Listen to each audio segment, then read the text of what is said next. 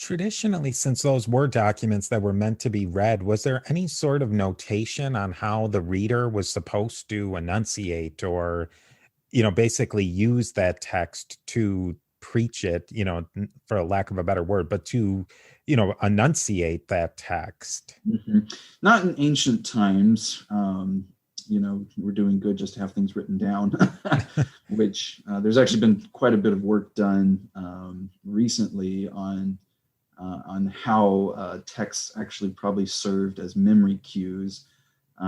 These were not highly literate people, but they probably had the text memorized mostly, and the text actually kept them on track. And so, in a lot of ways, the text itself is a notation about how to read it.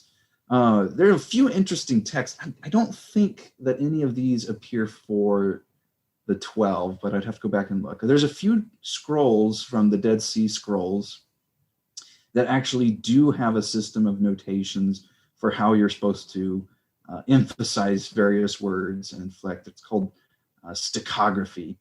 And we have several of these texts for the Psalms.